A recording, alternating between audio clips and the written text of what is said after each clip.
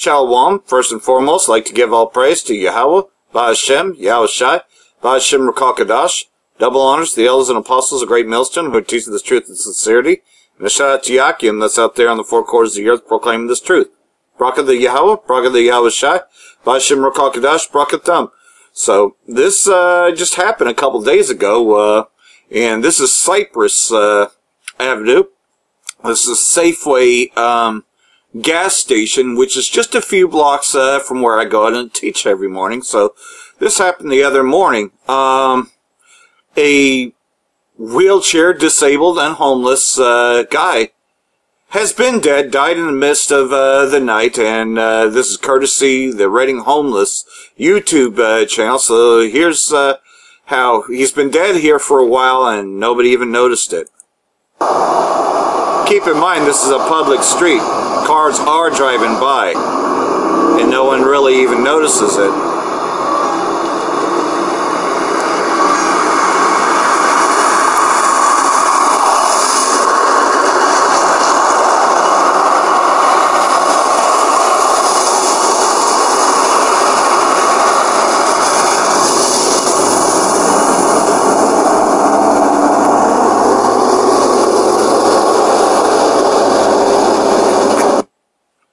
So, lots of ways to die here, and like I said before, this is just one of many things. Reading has a hatred for the homeless, and so you would think that after an event like the car fire, which caused more homeless, that they would have learned their lesson, that their attitude would change. Now, let's just listen to the attitude of the people of Reading, aka you Red Hebrew Edomites. This is how you feel about your own. This is your brother, and this is how you treat him.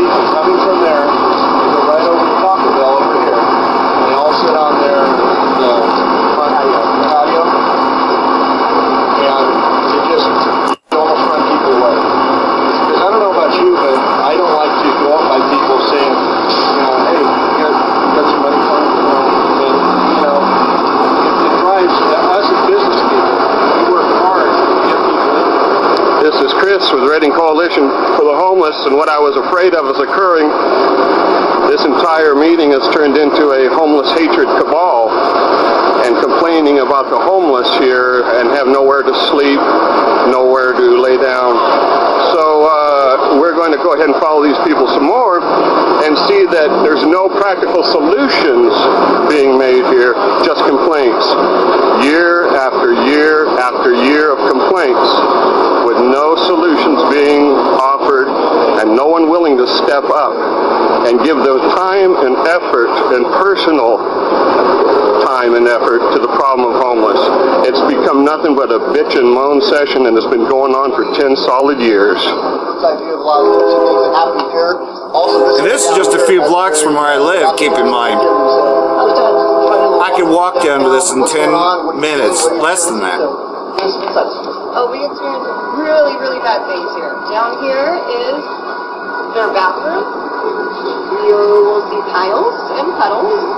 You will see people with needles hanging out of their arms. We've seen them in their toes. They hide back there. They sit there smoking, blasting, trash all around them. When you pass that area where the door is to a bliss, you'll probably see some staining on the floor. It's pee, and it smells in the summertime, and there's black. There's stabbings. I've gotten threatened. I had a phone call a couple weeks ago that I got threatened to be met here at 5 o'clock to beat my ass. All because I was standing outside watching two homeless people fighting, and they told me that I should beat my ass. So, we've seen two people having sex jump naked, butt in the air. Oh, heaven forbid they should have sex. Where else are they going to have sex? Oh boy, that is such a problem here, right? So you can see why, not to mention I hate you fucking red Hebrew Edomites, why I did not shed a tear when you fucking rich-ass motherfuckers' houses burned down. I have to laugh my ass off because of the fact that this is how you feel about your own. Most of you homeless are red Hebrew Edomites. This is how you treat your own. And so, you know that already famine's been hitting Reading, you know, since the car fire, you know, and you're seeing more and more of it. But, yeah, man, these red Hebrew Edomites deserve every bit of this. But this is what's going on in Venezuela, and soon this will be here in Babylon the Great, though, because actually, I think this is Babylon the Great, come to think of it. This is the Midwest. Godaro, I thought this was Godaro, but Guado declares state of alarm. So let's go ahead and take a listen to this. Another brother who put this up. As blackouts devastate his country, 5 full days of nearly zero power in Venezuela means failing hospitals, resulting in So it is deaths. Venezuela, Slock. The blackouts are forcing millions of Venezuelans to demand something different. They are growing quite literally sick of the socialist dictatorship of Nicolas Maduro. Join me right now in his first Fucking fuck news. home to Venezuela. The man the Venezuelan Constitution. You know that's a false narrative, by the way. Is the rightful president of Venezuela, Mr. Juan Guaido. Bienvenido, señor. So here's the puppet. Welcome back. You know, there is not a lot of power, no power, in fact, in most of the country. You have no light in Venezuela right now. How are you and your family surviving? How is everyone surviving? No hay electricidad ahora, no hay luz. ¿Cómo está usted y su familia sobreviviendo? ¿Cómo están todos sobreviviendo? Alright, Shalom, all praise to Yahweh, Ba'ashem Yahshai, Ba'ashem, Akakwadash. Double honors to the apostles and the elders of Great Millstone who rule well. And peace and salutations to the hopeful elect. Alright, Yahweh is the name of the Heavenly Father. Bahashem is in the name of. Yahweh Shai is the name who the world ignorantly calls Jesus Christ.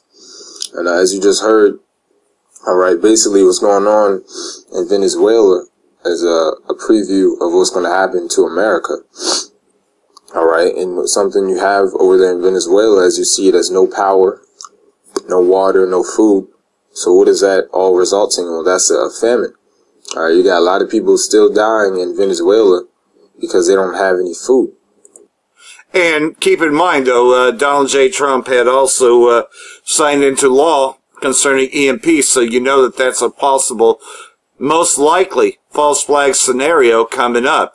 And so what do you think that's going to create? The same scenario, you know. So Venezuela is just a test run of what these devils plan to do over here. But they got you distracted with the elections coming up, and then of course the wall. And like I said, the wall is to keep people in, not worried about people coming over here, because for the most part, people are leaving America because they know what's about to come. But anyhow, yeah, it looks like Donald J. Trump is you know, getting the money he wants for the wall, which he already had the wall anyways. But this is the news articles you see. According to a report by Reuters Wednesday, acting U.S. Defense Secretary Patrick Shanahan said he would push ahead with plans to transfer $1 billion to help fund President Donald Trump's wall at the U.S.-Mexico border, acknowledging that backlash from Congress is likely. Democratic Representative Adam Smith, chairman of the House Armed Services Committee, said the panel did not approve the proposed shift in Pentagon expenditures. Reuters reports the decision to move ahead with the transfer could prompt Congress to create new restrictions that could impact the Pentagon in the future. Shanahan reportedly said, "There are going to be consequences. I understand the position of the committees. I also have a standing legal order from the Commander-in-Chief."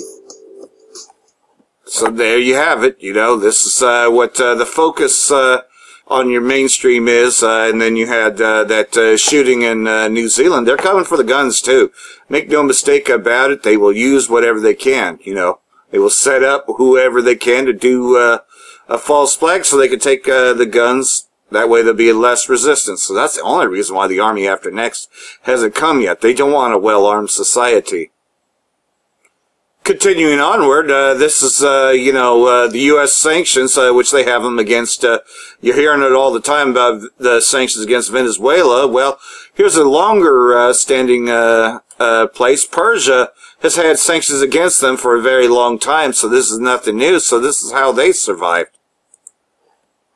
Syrian artists have taken to the streets in Damascus in protest to the recent provocative decision by the U.S. President Donald Trump on the occupied Golan.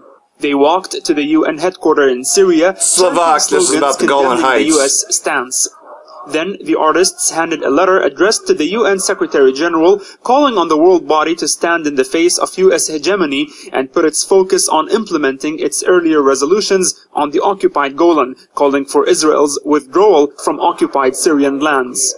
ومصير كل أرض عربية محتلة. Every occupied Arab land will return to its homeland sooner or later. This is our stance, belief and culture. This is how our parents raised us. I pay respect to the resistance alliance represented by Syria, Iran and Hezbollah. شرفاء هذا الكوكب.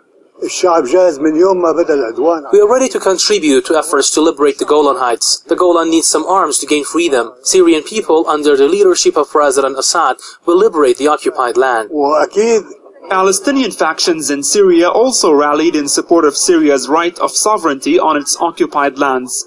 They expressed solidarity with the Syrian people and lashed out at the U.S. for its meddling policies. الفصائل الفلسطينية وحركة الجهاد الإسلامي تعتبر بأن هذا القرار. Palestinian factions dismissed Trump's decision as an unjust one, which is in support of Israeli entity. We view the U.S. as Israel's partner, providing it with weapons to attack Arab countries and Palestinians. وأما الجولان فهي Golan and Palestine will return to their real owners. Every beat of the land is equal in its value to every beat of sand of Palestine. We will never give up our right of return to Palestine, and Syria. And that's just it, though. This thing's going to escalate. You know this to be true. Now let's go back to the sanctions that the U.S. has put on Persia for years, getting back to this, because make no mistake about it, this will escalate to the third woe. Tragedies, veteran suicide. Yeah.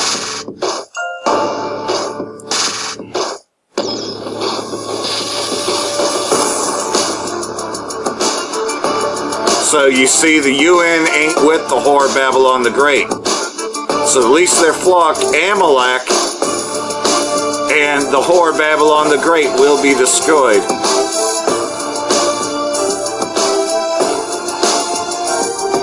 Yeah, see that false flag that those gutter rats did, setting off those smart bombs, it was a nice try. But the whole world knows that 9/11 was an inside job. That America attacked itself just to blame.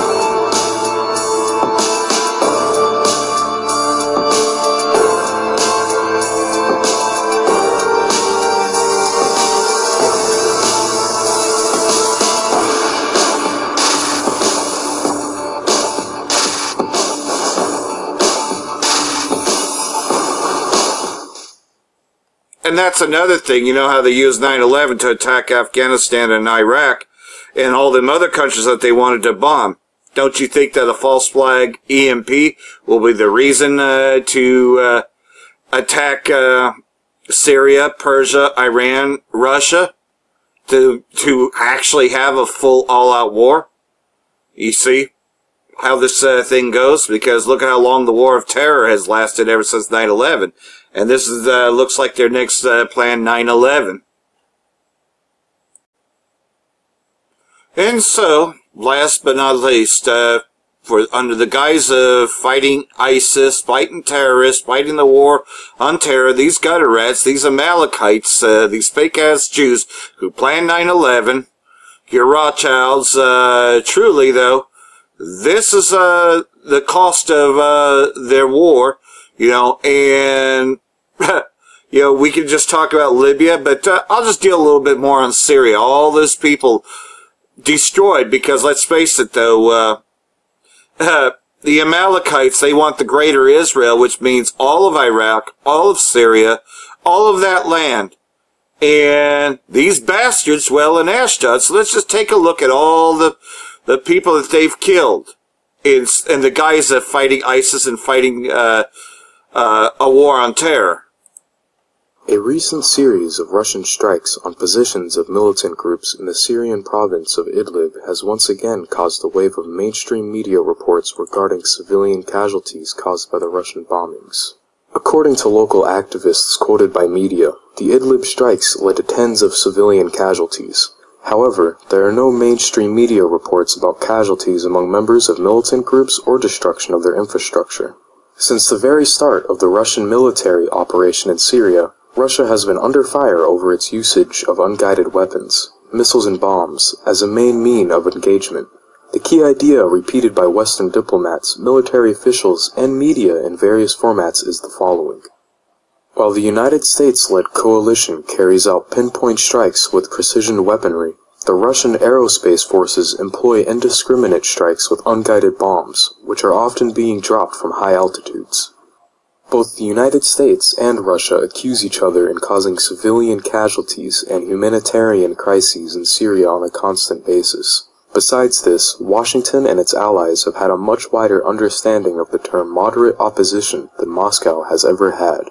A significant difference can also be observed on the level of employed weapon systems and munitions. A guided bomb, or a smart bomb, is the type of bomb with guidance and control systems. Some versions even have small rocket engines increasing their range and control over their flight. Guided weapons cost much more than their unguided counterparts, but supposedly allow to put fewer air crews at risk, spend less ordnance, and reduce collateral damage.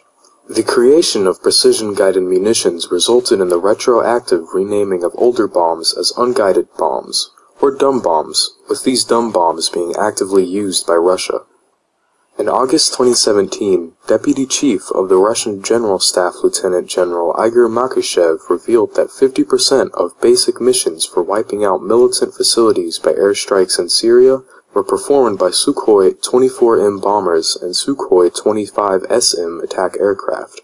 These aircrafts were designed to provide a fire support for ground forces and were using unguided weapons massively.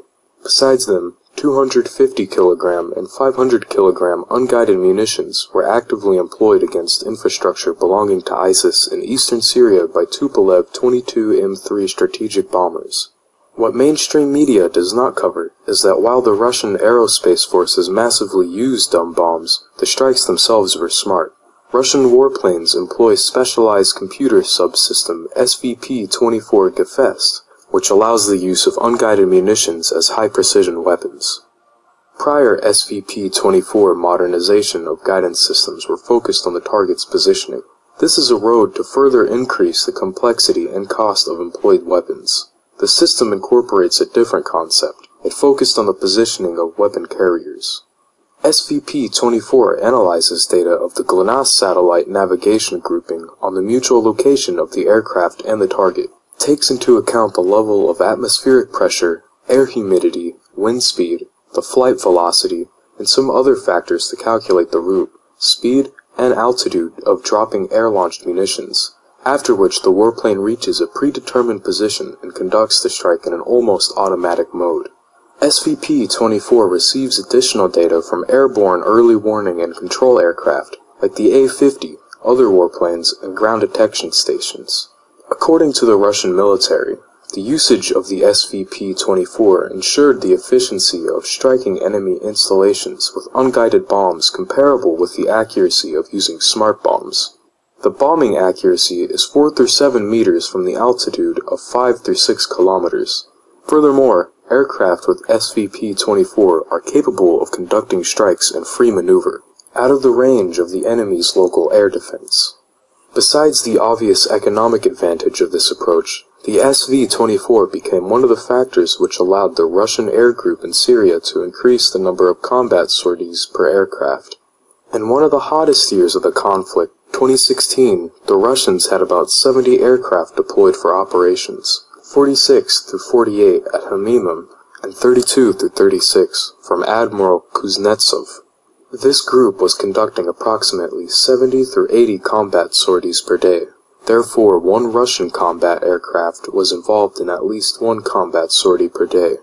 At the same time, according to the Pentagon's data, Aircraft of the US-led coalition made about 19.68 combat sorties per day, taking into account that the coalition had about 180 aircraft deployed for operations. One coalition aircraft was involved in 0.1 combat sortie per day. These numbers lead to expected questions. Who was really fighting terrorists in Syria, and who was making money and perceiving its own political interests? South Front is a crowdfund. So there you have it, though. Pretty much they'll demonize Russia, because Russia's actually defending Syria, kind of like how Russia's defending Venezuela right now from a U.S. invasion, because if the U.S. could topple the government of Gaddafi, because you listened to the demonizing rhetoric of fuck news not too long ago, and yet, well, who is this fucking puppet, He wasn't elected by the people, he just all of a sudden calls himself the president, Anyhow, yeah, you can just see, though, that how many people have been murdered, over the guise of fighting ISIS, the guise of fighting terrorism, taking out Gaddafi because, Gaddafi was supposedly a bad man. And yet you see there's nothing but terrorists in Libya and in the whole region, which now Russia's being a guard unto them. They don't like this because now the other weak are saying that they are strong and standing with Persia, all of them, with Helmet, Gomer, and all his bands joined in. You get it? Gomer is now with the Russian alliance, with Magog.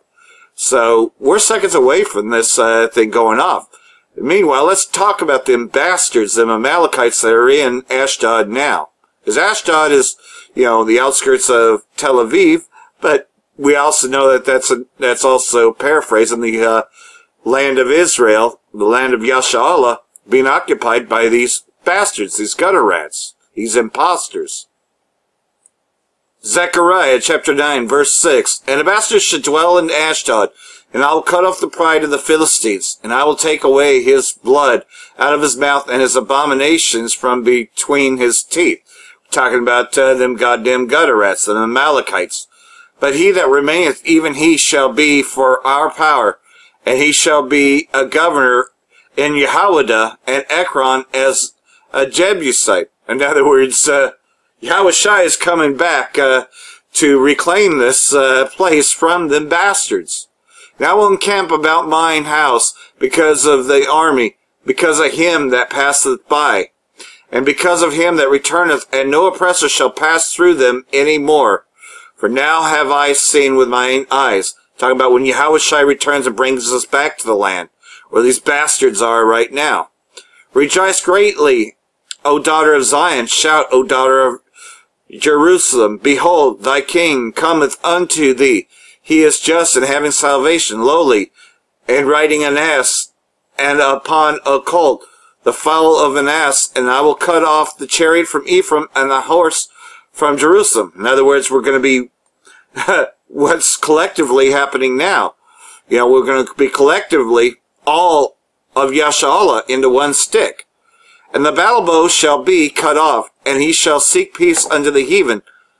And his dominion shall be from sea even to sea, and from the river even to the ends of the earth. As for thee also, by the blood of the covenant, I have sent forth thy prisoners out of the pit, wherein is no water. So pretty much, though, we just got to hang on a little bit longer, because Yahushua is going to redeem his elect, and we'll be in ruling power with him, and we will no longer be separated. The northern and southern kingdom will be one under Yahushua. And these bastards will be destroyed. And that's why you're seeing the kings of the earth fight against these bastards. Rising up against these bastards and taking a stand. That's why Donald J. Trump is trying to claim Golan Heights as their territory. Because it's time now that they take it back. And they will all be taking it back very shortly here. For that, I want to say Barakatha Yahweh, Barakatha Yahweh Shai, Ba'ashem Rakal Brakathum. Hope these videos have been edifying, and there's a few more, and we'll just get on with it.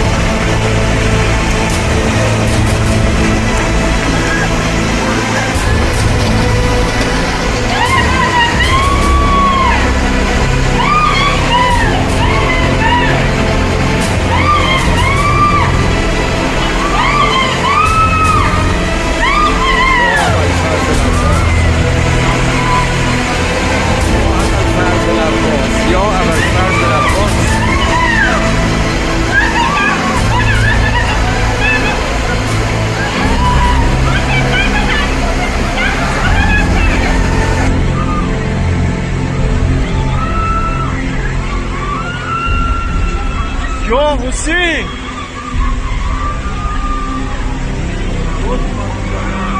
ایران ليش يا حسين ماشینش مال تو برین آب زیاد شد برین تو آب هستم بیبار تو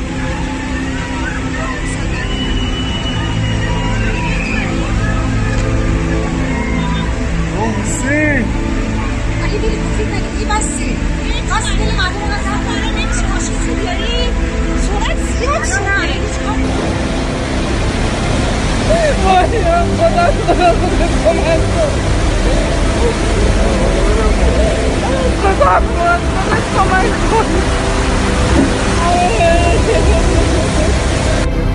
The water came on fast, so fast that here in Shiraz, Iran, people found themselves suddenly stuck in their cars as the racing floodwaters surrounded them. Others climbed out of a bus, waiting on the vehicle's roof to be rescued. In this city in southern Iran, many were killed, and nearly 100 others were injured by flash floods. Some were in Shiraz for the Iranian New Year holiday and got stuck by the sudden landslides and flooding. Torrential rainfall is currently hitting most of the country, with floods and flood warnings in the majority of Iran's provinces. It began March 19th in the north. Now the rain has moved south and west, and it's expected to continue until at least Wednesday. The amount of precipitation is unprecedented, for until last year, Iran was suffering from decades of drought. Drastic weather changes that President Hassan Rouhani and his government have said are a cause of climate change. The president expressed his condolences to victims, and a crisis management committee was activated. But according to Iranian media, the president's critics have blamed him for not doing enough. And Iranian news agencies have said that the hardline judiciary is launching an investigation into how the floods have been handled. Political infighting mixed with environmental tragedies and disasters. A murky combination that Iranians are grappling with as the rain continues to fall.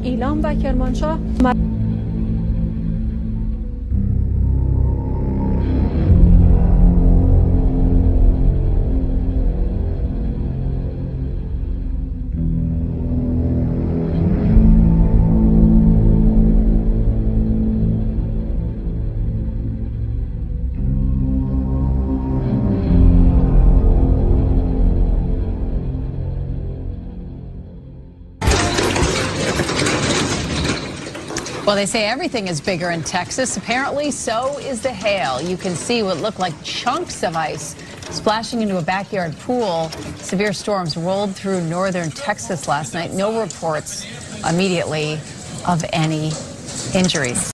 Well, golf ball and baseball-sized hail pummeled houses and cars across Collin County last night. This morning, many people are waking up to find significant repairs are going to be needed. Jennifer Lindgren is live at an apartment complex in McKinney where dozens of vehicles are damaged. Jen. Karen, this is just off McKinney Ranch Parkway and Stacy Road, and what a way to wake up if you come outside and you find your car looks like this. It's like the hail hole-punched windshields out here, and it's not just this car. Throughout this parking lot, we're seeing significant hail damage on the tops of windshields, through windows. The hail just punched holes. This is a Mercedes-Benz right here. They're waking up to some big problems this morning, and we've seen damage like this from here in McKinney to Frisco and Allen.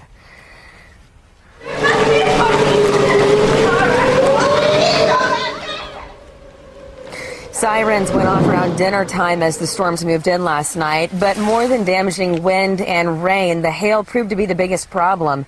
It fell so fast and heavy, it almost looked like a blanket of snow across some lawns and sidewalks, but the larger pieces did a lot of damage, puncturing roofs, windows, and denting cars. It's just so horrible. The hail is getting bigger and bigger, and that's when we saw it just gotten really big. CNN reports the deadly Ebola outbreak in the Democratic Republic of Congo has surpassed 1,000 cases, according to the country's health ministry. The number of confirmed cases stands at 1,009, of which 944 are confirmed and 65 are probable, in an outbreak that started in August. The death toll is at 629, 564 are confirmed from Ebola and 65 are probable. It's the second deadliest and second largest Ebola outbreak in history, topped only by one in West Africa in 2014, when the disease killed more than 11,000 people, according to the World Health Organization.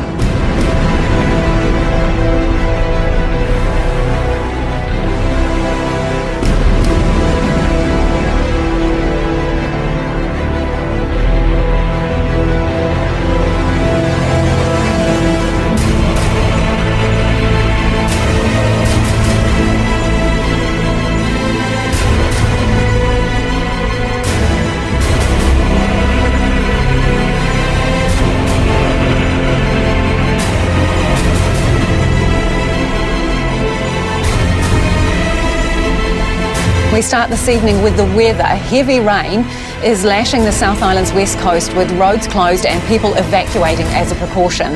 Rising rivers and slips have forced the closure of State Highway 6 from Franz Joseph to Haast and Ross to Haast. Westland Mayor Bruce Smith is on the line now. Bruce, how bad is it at the moment? Lisa, this is really bad. A few minutes ago, the Waiho Bridge at Franz Joseph went down the river. And they're completely isolated. We've got issues at Haast, where the Haast River is bank to bank, and in fact coming over some of the stop banks. We've got issues that'll arise at about 4 o'clock in the morning for the Hokitika River. This is big stuff. Bruce, you were actually at that bridge a little earlier today, weren't you? What was it like, the speed of the water, the force? I stood on the bridge and actually videoed the river upstream and downstream. There were boulders hitting the bridge and the beams that hold the bridge up, and the bridge was shuttering. We had the road closed, but I walked off the bridge and looked at it, and it never occurred to me that it would just lift itself up and wash away. However, that's what it's done. Very scary. I bet. What are your most immediate concerns right now? What are you most worried about? Right at the second, it's the people of the south side of the Waiho River, because up until an hour or so ago, the road to Fox was you couldn't get through. They've now cleared that, which means that the farmers and the people who live on the south side can now evacuate to Fox. They've actually got somewhere to go, because at the present time there's more rain coming and the stop banks are bubbling on the south side. There is a high chance that the river's going to head away into a totally new direction. And what would that mean if that were to happen? Loss of some very large dairy farms, loss of the airport facility at Friends, a number of houses, and with the bridge out, the bridge gone, the exposure or the problem that it will create for our tourism sector is significant. Are you calling for any extra emergency support at this stage? I've been contemplating declaring a state of emergency. We're going through that at the present time, and one of the things that is heavy on my mind is that there's the lives of people.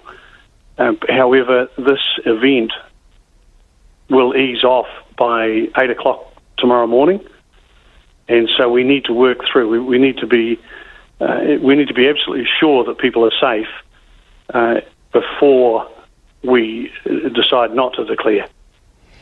Sounds like you're leaning towards declaring a state of emergency, though. Would that be fair, Bruce? In my mind, at the present time, right at the second, yes. So you talked about people on the south side of the bridge being able to evacuate. Are they getting any assistance? Are they self-evacuating? Where else are people having to get up and leave from at this point? Well, there's a reality in Southwestern, and that is that self-evacuation is how it works. There are no teams of people to assist you.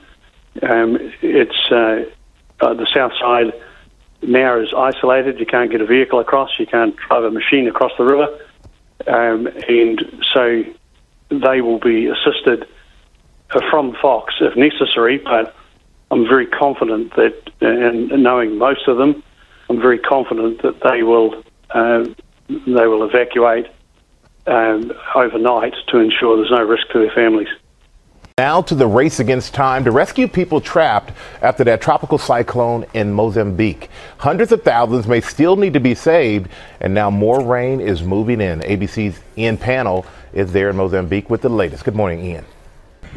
Yeah, good morning, Michael. We are now in Beira, which is the epicenter of the disaster zone. And as we were flying in, you could clearly see the scale of flooding and destruction all around this area. The death toll now over 550, with experts describing this as one of the worst weather-related disasters ever in the Southern Hemisphere. The search for survivors is now critical. Watch as a rescuer drops from a helicopter onto a pile of mud, housing a family inside a destroyed makeshift hut. They're surrounded by contaminated water with nowhere to go. Similar scenes of people too weak to walk, being strapped and lifted on choppers. Others swimming their way to safety. One man recalls being told the floods were coming. I was inside my house and suddenly my brother ran in saying, "Wake up, the water's coming." Many areas now only accessible by helicopter. Aid from the World Food Programme coming in with over 1,700 metric tons of food. We visited one of the distribution centres in the capital, Maputo.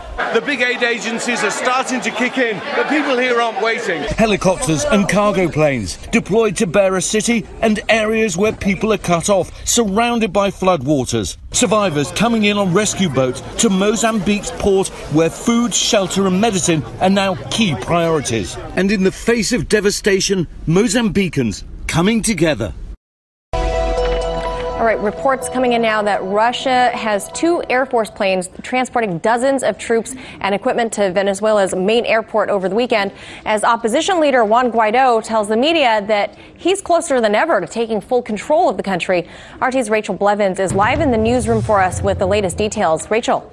As the United States continues to push for Venezuelan President Nicolas Maduro to resign, one of the leader's most important allies is now reportedly sending in reinforcements. Reports claim that 2 Russian military planes landed at Venezuela's main airport on Saturday, carrying around 100 troops and 35 tons of equipment. Diplomatic sources in Caracas said that Russian military personnel arrived to take part in bilateral consultations as Russia and Venezuela have a number of contracts that are being implemented, including contracts on military and technical cooperation. Russia's Ministry of Defense has yet to comment. This comes as opposition leader Juan Guaido tells the media that he believes Maduro's administration has reached its final stage because it has lost the opportunity to, quote, finance political blackmail. Although Venezuela's military has stood by Maduro, Guaido claimed that around 80% of military members are convinced of the need for a change in Venezuela and that his team has been meeting with high-ranking members in an attempt to gain their support. During a rally over the weekend, Maduro told the crowd of supporters that a, quote, neo-Nazi current governs the White House because President Trump believes he is superior to the rest of the world. American imperialism wants to kill me, the diabolical puppet. We just dismantled a plan he personally directed to kill me. We have proof. They have not been able, and they will not succeed because our God protects us. In an attempt to show his support for a handful of the countries that have publicly supported Guaido, President Trump invited diplomats to the Mar-a-Lago resort in Florida this weekend. The meeting included leaders from Jamaica, the Bahamas, Haiti, the Dominican Republic, and St. Lucia. Trump revealed that the future of Venezuela was one of the main discussion topics. We always talk about trade, but we'll also be discussing, I have a feeling, Venezuela. That may come up in our conversation. It's become a very big topic all over the world, Venezuela. So while Guaido claims he is working to gain the support of Venezuela's military, it remains to be seen what the United States' next move will be, as Russia appears to be offering the backing of its own military to the leader the U.S. is seeking to overthrow. Российские истребители Су-27 дважды за сутки сопровождали американские бомбардировщики Б-52 над нейтральными водами Балтийского моря. Как сообщили в Министерстве обороны, самолеты ВВС США были обнаружены российскими средствами контроля воздушного пространства на значительном удалении от государственной границы. После этого их взяли на сопровождение. Я напомню, ранее на этой неделе самолеты Б-52 уже приближались к российским границам, и это происходило в понедельник и среду. Оба раза бомбардировщики отрабатывали условные атаки на базы Балтфлота. Сперва в Ленинградской, затем в Калининградской области. Тогда им навстречу также поднимались российские истребители.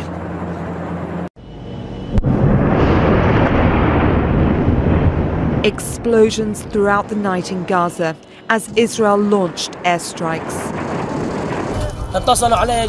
Our neighbors told us that Israeli intelligence had told them to evacuate the building. We fled and later it was hit. The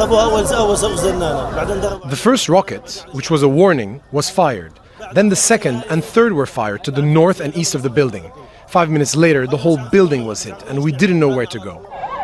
Israel says it was targeting Hamas internal security and an intelligence base in Gaza.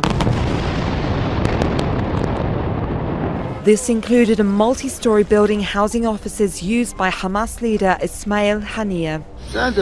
The airstrikes followed the firing of a rocket that landed north of Tel Aviv, hitting an Israeli family home and injuring 7 people. That attack prompted Prime Minister Benjamin Netanyahu to cut short his visit to Washington and return to Israel. He promised a forceful reaction. Israel will not tolerate this. I will not tolerate this. And as we speak, as I told you, Mr. President, just now, Israel is responding forcefully to this wanton aggression. The Israeli army also deployed more troops to the Gaza border. It reported more rockets being fired from Gaza into Israel. Many were intercepted, the rest fell in rural areas. Netanyahu is in the midst of an election campaign where he's been criticised by his main rival, former army chief Benny Gantz, for not being able to contain the situation in Gaza. There are no good options at this point in time for Prime Minister Netanyahu. I think he ignored this for a long time. He played lots of games with the Egyptians and the Palestinians over the last several months. And he couldn't reach a long-term ceasefire as it was expected with Egyptian assistance. Israel has also closed 2 vital border crossings into the Gaza Strip, a lifeline that provides food and medical supplies to the coastal enclave. So for the first article of the day, the first important topic, something that has been going on over the last 3 days, which is pretty alarming. Coming from Zero Hedge, Gaza strikes continued overnight despite reports of ceasefire. Now, obviously, I covered this before it happened. I covered it the first day that they were doing this, as of course simultaneously happened, while they were declaring the Golan Heights Israel's. And what's funny is I've repeatedly gotten a lot of flack from people for saying giving the Golan Heights in my comments. It's for people that read the title and don't watch the video. But let's not quibble about that's what's happening here. We all understand that Trump signing a piece of paper as the United States does not have any real international standing in regard to who owns that property. But it means something. And that is the United States saying this territory is Israel's. That is giving them the Golan Heights. Even if it does not internationally get recognized, that's still what's happening. So I just found that interesting, still getting attacked about it. But we were covering it then, and it was simultaneous that it happened, and I feel that was part of it, at least, that using this to make them look the victim while they were carrying this out. But this has gone all the way into today, including with Hamas fighting back, but stemming from a report that that no one investigated, from a single rocket that didn't cause any real damage. No one was really hurt. No investigation took place, and yet immediately both the United States and Israel knew that it was Hamas, even though they then later said, we don't know for sure, but because it came from Gaza, we're going to blame it on Hamas. They've said this, literally. Anything that happens in there is going to be Hamas because they're responsible over there. This is the ridiculous claim they make, and then they bomb people's homes, as if that's somehow justified. But the Israeli military said it continued strikes on Gaza throughout the early morning of this morning, the early hours of Wednesday.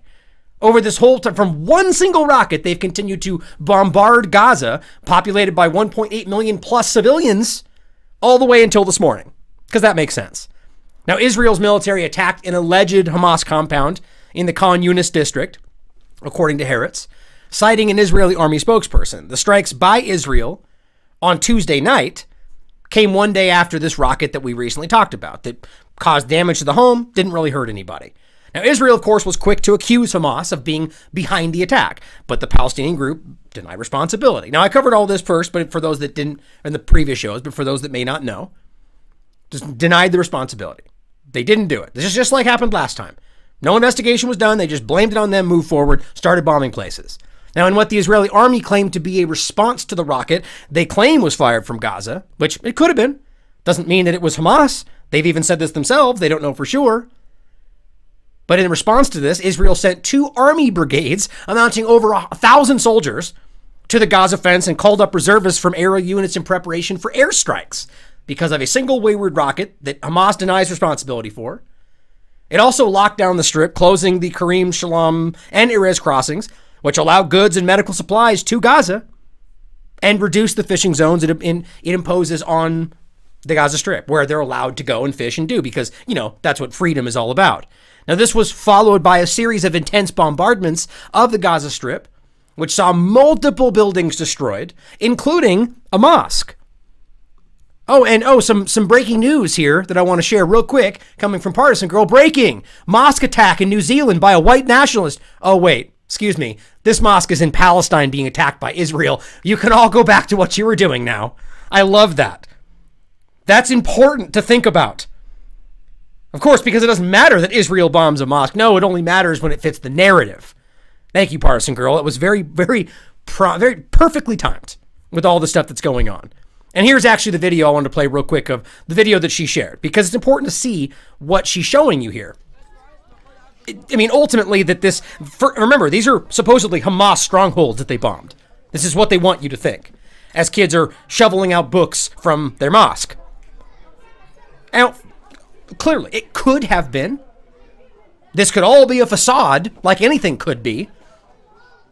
But how many times will we continue to take their claim with no evidence against all of the other evidence, admittedly, that could have been manipulated? I mean, that's always the case.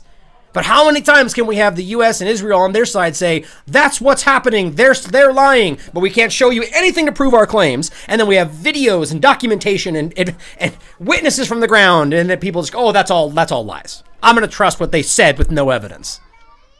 I mean, this is the mosque. You can see it. I mean, it's obvious.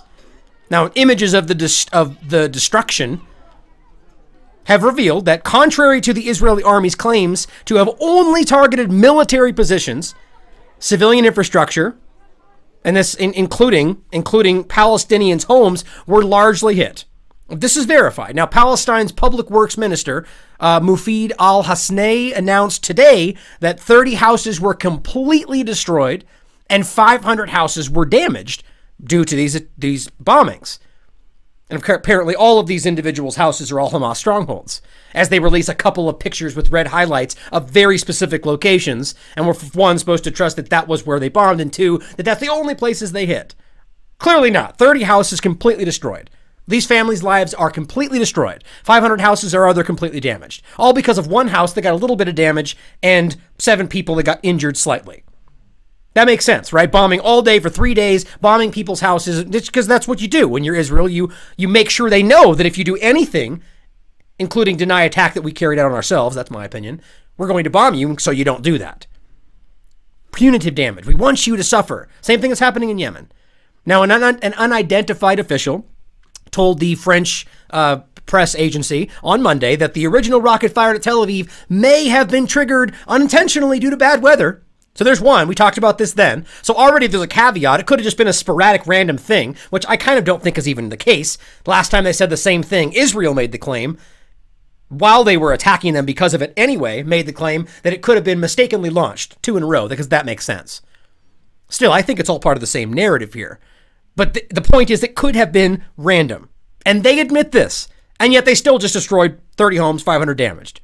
Now, while an unnamed Gaza official also told Reuters that Tuesday's rocket that Tuesday's rocket attack, it says in the quote, was an individual act not approved by Hamas or any other group in the Palestinian territory. So now we have one person saying that that it wasn't them at all. It was a random person that did it. And then another person saying that random one person rocket was a random bad weather accident. And they admit this. Israeli officials, speaking with the condition of anonymity, of course, admit this, and yet they still are okay with bombing all these people's houses. All Hamas strongholds all across Gaza. Because, I forgot that everyone in Palestine is a terrorist. That's what they'll tell you. Israel's on record saying this countless times. So that also is their scapegoat. Oh, they're all terrorists. Doesn't matter anyway. Now, as fears of an all-out Israeli war grew, Hamas spokesman Fauzi Baroum said late on Monday that a ceasefire was reached, which is good, negotiated between Egypt and Israel. Mind you, this was the very same ceasefire negotiation that was taking place during the last time that a missile was allegedly launched from Gaza into Israel, that incident they can't even prove. Wayward rockets, they said, landed in a field and no one can prove that. And they launched attacks on Gaza. So maybe it has something to do with the fact that they really don't want any kind of a peace negotiation coming to fruition. So now again, while this is happening, Hamas says, good, we reached a ceasefire with Egypt and Israel, Egypt being the mediator. Now, contrary to Hamas's claims, while this was all happening, multiple Israeli media outlets reported on Tuesday that a ceasefire had not been reached to end this week's flare-up in the violence in Gaza Strip. So basically, this has happened before. Hamas says, hooray, ceasefire, we're all going to stop fighting each other. And Israel says, nope, we don't care. Bomb, bomb, bomb, bomb, we don't care. Nope, no ceasefire here. You agree to a ceasefire, we don't care, we're going to keep attacking. Why would you want to keep bombing civilian territories when you've come to a ceasefire? Mind you, after one rocket hit a building, and they've already bombed, 20, 30-fold that in the process this happened, they could have easily been like, okay, we clearly attacked you way more than you attacked us, even if that's really what happened. And we don't want the ceasefire. Nope, we're going to keep bombing your town. I mean, just think about how ridiculous that is. They just said, nope, we don't agree. That didn't happen, even though it clearly did. Now, despite all the obvious evidence to the contrary, Netanyahu, of course, said, quote, in the last 24 hours, the Israeli army destroyed major Hamas terrorist installations on a scale not seen since the end of the military operation in Gaza 4 years ago. And I can tell you, we are prepared to do a lot more. Well, that's great. It's great to hear that he's prepared to bomb another 500 individual civilian houses. That's fantastic. But I love the hyperbole, just like Trump's been doing. On a scale never before seen, we're bombing only Hamas territories all throughout Palestine. Well, let's take a look at a couple more of these major Hamas installations, and you can see for yourself. Well, clearly, here's a Hamas installation with a baby swing. And again, all could be. I'm not gonna ever know for sure that this couldn't have been used, and maybe this is the cover. See, because I'm always willing to say that. That's always a possibility. But again, I look at the history, the evidence behind it, and the lack of evidence on the other side. Of course, this is clearly a Hamas stronghold. And here's another one similar to the one we we're just looking at, of another home of a child and picking up his books from a bombed out place. Very nice to see. It's very nice to see that these people clearly struggling from their Hamas strongholds being bombed. Now, of course, the reality is always quite different than the politicized version. And the governments of both Israel and the U.S. are two of the worst culprits when it comes to aggressively trying to rewrite the truth.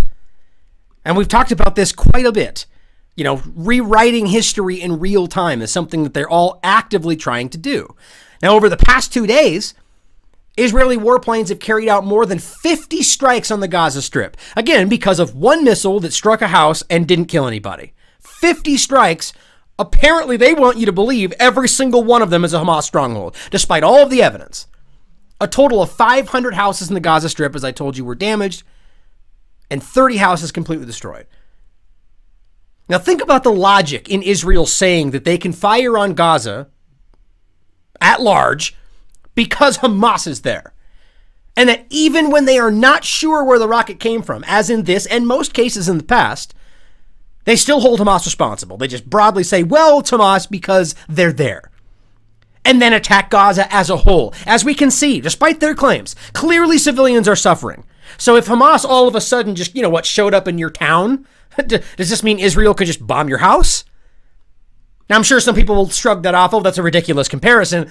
But think about it. People live here.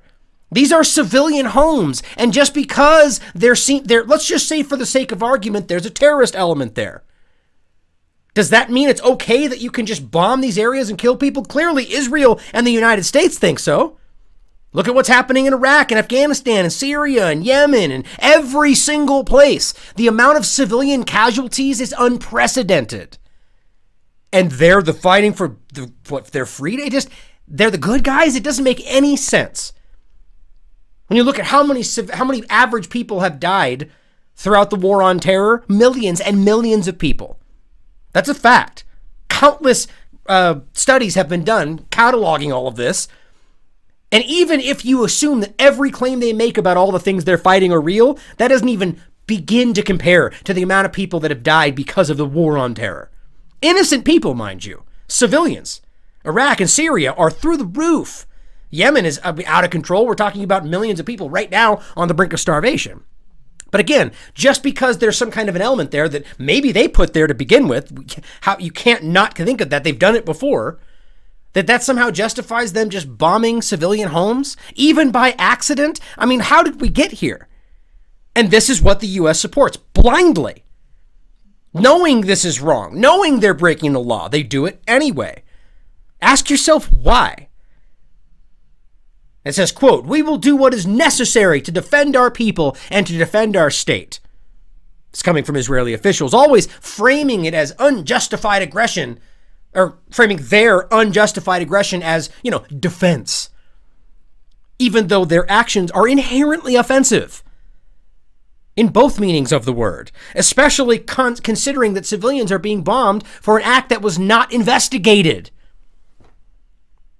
Again, not investigated. Within hours, Israel said, well, that was Hamas, and then later clearly said they weren't even sure it was Hamas.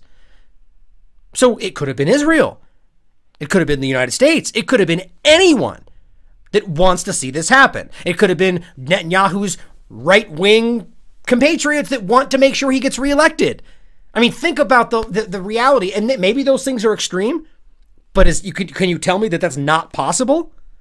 And yet they did all of this so far, all of the damage, all of the killing, because of a single rocket that no one looked into, that they just said, well, Hamas, we're going to do what we want, because the agenda's there regardless of the rocket or anything else. They want Gaza, they want the West Bank, they want these people gone. They want to annex these territories. They're open about this. And we're still supposed to believe that they're fighting they care about these people's lives. And it's the same. It's just as ridiculous as the lies were told from the United States in their foreign policy. I'm sure they really care about the lives of the people they're putting in danger.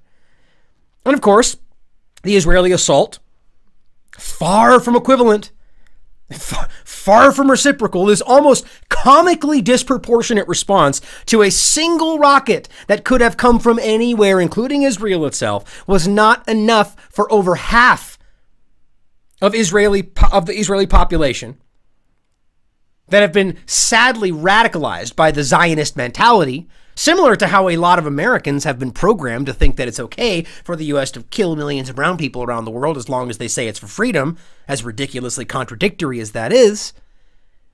Over half of Israelis do think that what happened so far is not enough.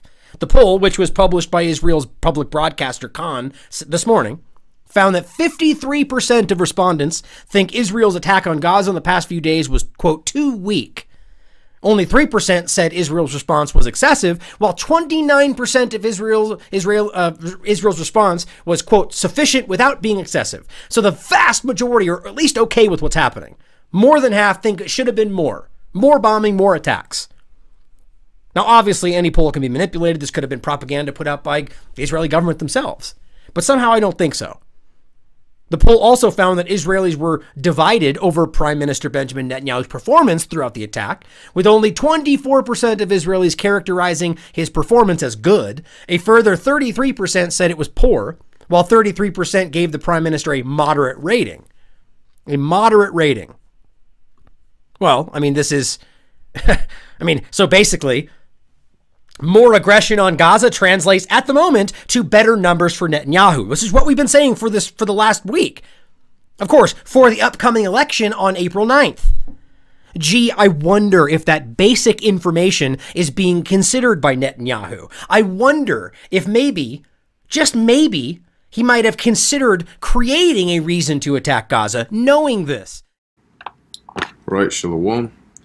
First, I want to give all praises, honor, and glory to Yahweh, Bahashem Yahushai, Bahashem Rachak Wadash. Double honors to the apostles of Great Millstone, and peace and blessings to the elect. Here's a pretty interesting article, okay, that I just saw actually, and it's about the Pentagon.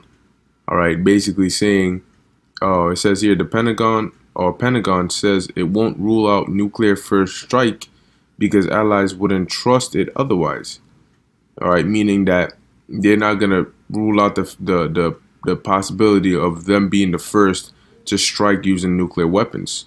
So basically, they're willing, all right, to strike first with nuclear weapons. Okay, and what they're going with is that because their allies wouldn't trust it, meaning their allies wouldn't feel as though the U.S. would come to their defense. All right, if the U.S. was to rule out nuclear first strike. All right, but really, what this is the Most High stripping away, all right, the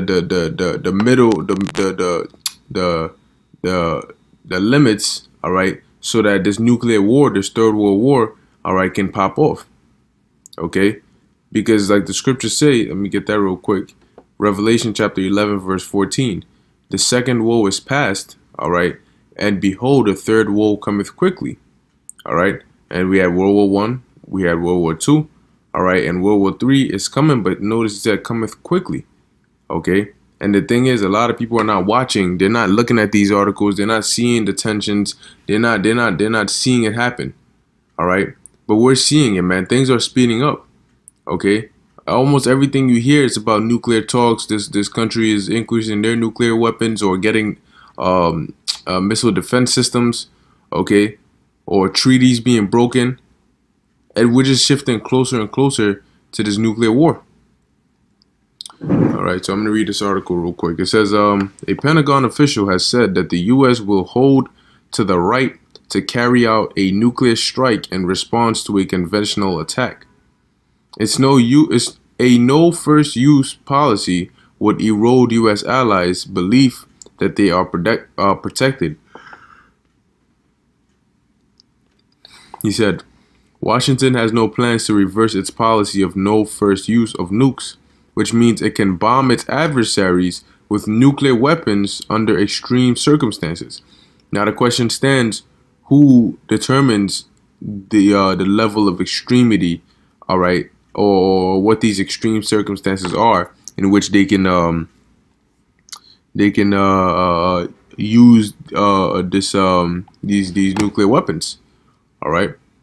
So it says Deputy Undersecretary of Defense David Trachtenberg said in his prepared remarks to the Senate Armed Service Committee hearing on Thursday. Trachtenberg claimed that if the U.S. changes its take on the issue, which he described as constructive ambiguity, it would undermine U.S. extended deterrence and damage the health of our alliances because it would call into question the assurance that the United States would come to the defense of alliance in extreme circumstances. Well, according to prophecy, okay, your allies, all right, your so-called allies are going to turn on you. All right, and these nations are going to see the destruction of America, which is going to put fear in them because they're going to understand well that you don't mess with the Most High, man. And they're going to know why America was destroyed for all the wickedness that goes on in this place. It says this uncertainty might prompt these countries to arm themselves with nuclear weapons, he said. So their excuse is they're trying to show that they're tough enough to come to the defense or protection of their allies. The hawkish nuclear posture review commissioned by President Donald Trump in 2018 lists a long range of circumstances under which the U.S. might consider to strike first, such as significant strategic attacks on the U.S., allied or partner civilian infrastructure forces their command and control, as well as warning and assessment capabilities with conventional weapons. That clause represents a major shift from the previous U.S. nuclear doctrine, and has drawn strong criticism from Moscow, of course, because Russia, all right, is the number one quote unquote enemy of the U.S.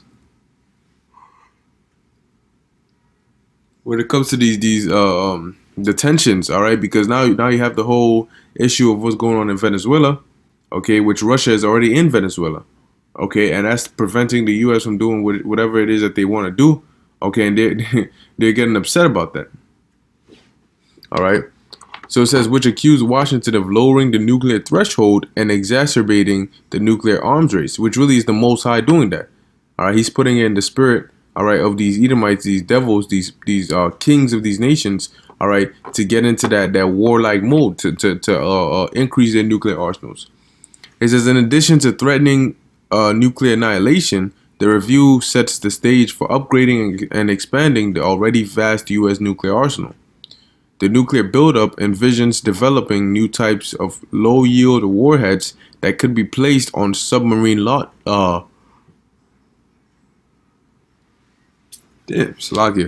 on submarine-launched ballistic missiles and on sea-launched cruise missiles. The mini nuke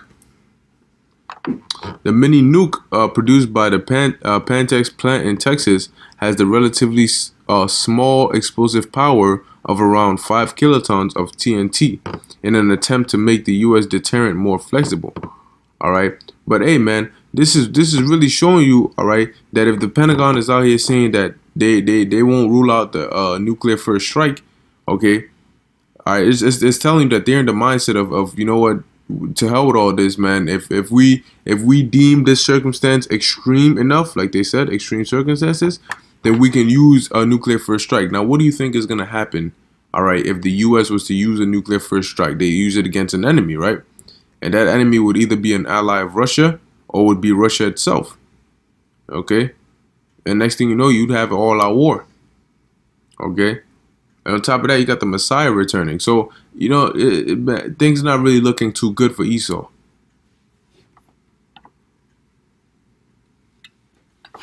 This is Isaiah chapter 9, verse 5.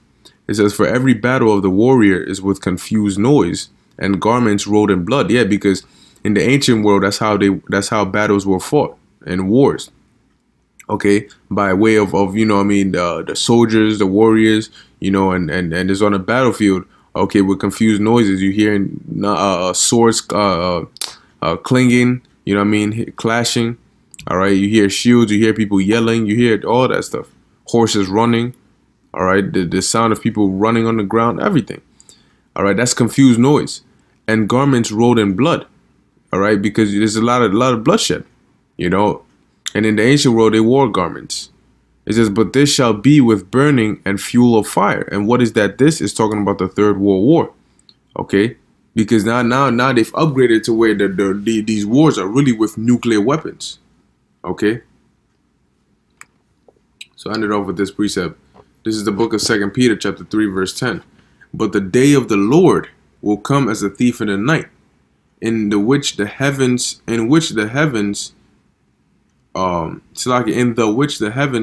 shall pass away with a great noise, and the elements shall melt with fervent heat. Yeah, because when those nuclear missiles hit, all right, it's not gonna sound like a sweet lullaby. No, it's gonna make a great noise. You know, it's gonna feel like an earthquake because those nuclear missiles are powerful. Okay, especially having 200 million of them hit America. It says, and the elements shall melt with fervent heat. All right, because those nuclear weapons are made with elements. They're comprised of different elements. It says the earth also and the works therein shall be burned up. Now we know that the scriptures say in Ecclesiastes that the earth abideth forever. Okay, so what it means by earth isn't the whole physical earth. All right, but some parts of the earth are going to be burned up. All right, primarily America. That's going to be a complete desert. Okay. It says, seeing then that all these things shall be dissolved, what manner of persons ought ye to be in all holy conversation and godliness? Yeah, okay, that's the mindset. That's the mindset we should be in. You know, being in all holy conversation and godliness. You know, constantly meditating upon these things, and it'll keep you upon your watch. All right, and it'll keep you doing what you have to do. Okay, as a servant of Yahweh by Hashem Yahweh Shai. All right, so Lord willing, this was edifying unto the elect. Once again, with another quick update. Okay, man, things are moving, man. Things are happening. All right, things are happening. Just because this mainstream media doesn't put it out there doesn't mean that it's not happening at all. All right, but things are going on, man, and very soon something's gonna happen, man. Things are about to pop off. Okay, so Lord willing, this video is edifying to the elect. Call hello Yahweh, Bahashem Yahweh Shai, Shalom.